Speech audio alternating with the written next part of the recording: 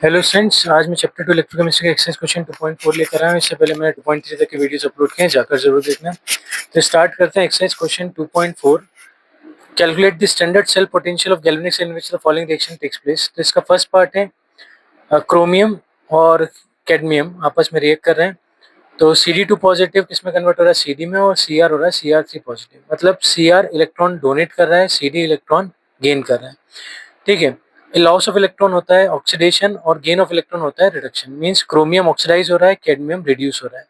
अच्छा, galvanic cell में याद रखना, जो भी ऑक्सीडाइज होता है वो एनोड का काम करता है और जो भी रिड्यूस होता है वो कैथोड का। ठीक है। तो यहाँ हमारा chromium as a anode behave करेगा, जो कि नेगेटिव होगा। लोन मेथड याद होनी चाहिए। Left oxidation, anode negative. जहाँ पर ऑक्सीडेशन हो रहा है वो एनोड होगा और वो नेगेटिव होगा। तो ऑक्सीडेशन लॉस ऑफ इलेक्ट्रॉन होता है, तो ये ऑक्सीडाइज हो रहा है तो ये एनोड का काम करेगा, और कैडमियम रिड्यूस हो रहा है तो ये कैथोड का काम करेगा। ठीक है। हमें डेल जी निकालना है, इक्विलिब्रियम कांस्टेंट मींस के की वैल्यू निकालनी है, केसी की। ठीक। सबसे पहला काम है हमारा ई नॉट सेल निकालना। तो ई नॉट सेल होता है ई कैथोड माइनस ई एनोड। अब हमने पता कर लिया भाई कैथोड कौन है, एनोड कौन है। कैथोड हमारा कैडमियम है, एनोड हमारा क्रोमियम है। तो कैडमियम का रिडक्शन पोटेंशियल हमें दिया है स्टैंडर्ड। ठीक है। वैसे एनसीईआरटी में नहीं दिया है, पर एग्जाम में तुम्हें दे के रखेंगे। ठीक है। ये हमें याद नहीं करना है, ये हमें एग्जाम में दे के रखेंगे डाटा। ठीक है। इसलिए मैंने पहले से लिख रखी है इन दोनों की रिडक्शन पोटेंशियल की वैल्यू। अच्छा, याद रखना, तुम्हें हमेशा रिडक्शन पोटेंशियल वैल्यू ही दी जाएगी और इस फॉर्मूले में तुम्हें रिडक्शन पोटेंशियल वैल्यू ही रखनी है। ठीक है। ऑक्सीडेशन पोटेंशियल वैल्यू अगर दी है तो उससे पहले रिडक्शन पोटेंशियल वैल्यू में कन्वर्ट करना है, फिर इस फॉर्मूले में रखना है। अब कैसे पता लगेगा कि भाई ऑक्सीडेशन पोटेंशियल वैल्यू दी है कि रिडक्शन पोटेंशियल वैल्यू दी है। तो देखो, ये ई नॉट Cr3 पॉजिटिव से Cr दिया है, मीन्स 3 पॉजिटिव से ये 0 में कन्वर्ट हो रहा है। मतलब इलेक्ट्रॉन गेन कर रहा है, मीन्स ये जो पोटेंशियल है ये रिडक्शन पोटेंशियल है। ठीक है। अगर तुम्हें ऐसा उल्टा देते कि E nought Cr to Cr3 positive, तो ये पोटेंशियल जो तुम्हें दिया होता है वो ऑक्सीडेशन पोटेंशियल होता है। और रिडक्शन पोटेंशियल ऑक्सीडेशन पोटेंशियल में कोई डिफरेंस नहीं है, सिर्फ साइन का डिफरेंस होता है। ठीक है। अगर ऑक्सीडेशन पोटेंशियल पॉजिटिव है तो रिडक्शन पोटेंशियल नेगेटिव होगा, ऑक्सीडेशन पोटेंशियल नेगेटिव है तो रिडक्शन पोटेंशियल पॉजिटिव होगा। ठीक है। तो अगर हम बात करें इसका ऑक्सीडेशन पोटेंशियल क्या होगा, पॉजिटिव। अगर ये रिडक्शन पोटेंशियल दिया है नेगेटिव है तो ऑक्सीडेशन पोटेंशियल पॉजिटिव। फॉर्मूले में हमें रिडक्शन पोटेंशियल वैल्यू ही रखनी है, ऑक्सीडेशन पोटेंशियल नहीं रखना है। ठीक है। तो कैथोड हमारा कैडमियम है, एनोड हमारा क्रोमियम है। क्रोमियम का रिडक्शन पोटेंशियल वैल्यू भी हमें दे रखा है। तो -0.40 माइनस ऑफ -0.74। तो माइनस ऑफ 0.40 प्लस 0.74, ये आ जाएगा 0.34 वोल्ट। अब हम निकालेंगे डेल जी। ठीक है। तो डेल जी होता है -NF ई नॉट सेल। अच्छा, अगर हम बात करें कितने इलेक्ट्रॉन ट्रांसफर हुए, एन हमारा होता है नंबर ऑफ इलेक्ट्रॉन ट्रांसफर या गेन और लॉस ऑफ इलेक्ट्रॉन, है ना। एन क्या है, कितने इलेक्ट्रॉन लूज किया, कितने इलेक्ट्रॉन डोनेट किए ओवरऑल रिएक्शन में। तो अगर हम बात करें Cr, एक Cr ने 3 इलेक्ट्रॉन डोनेट किए हैं। हमारी रिएक्शन में 2 Cr है, तो एक Cr 3 डोनेट कर रहा है तो 2 Cr कितने करेंगे, 6 करेंगे।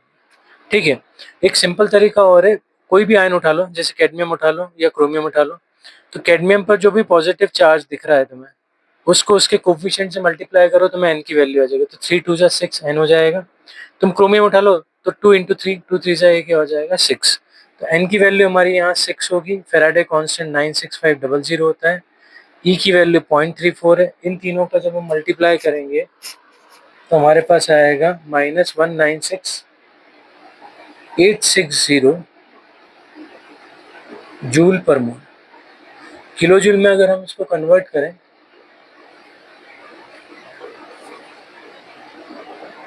किलो जूल में कन्वर्ट करेंगे तो -196.86 किलो जूल पर। ठीक है। ये हमारा डेल जी का आंसर होगा। अब हमें निकालना है क्या, इक्विलिब्रियम कांस्टेंट। तो E nought cell is equals to होता है 0.059 बाय एन लॉग ऑफ के सी।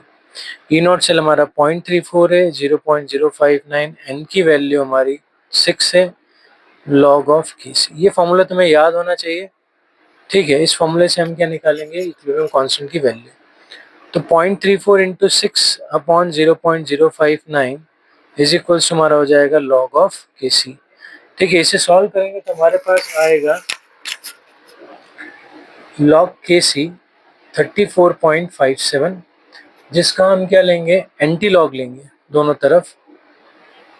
तो एंटी लॉग ऑफ 34.57। अब याद रखना एग्जाम में तुम्हें एंटी लॉग टेबल नहीं मिलेगी, एंटी लॉग की वैल्यूज तुम्हें दे के रखेंगे, ठीक है। तो क्वेश्चन में एंटी लॉग वैल्यू दे के रखेंगे, नहीं तो ये क्वेश्चन नहीं आएगा जिसमें तुम्हें एंटी लॉग निकालना पड़ेगा। तो ये हमारा हो जाएगा इसका फाइनल आंसर 3.13 10 पावर 34 की सी की वैल्यू,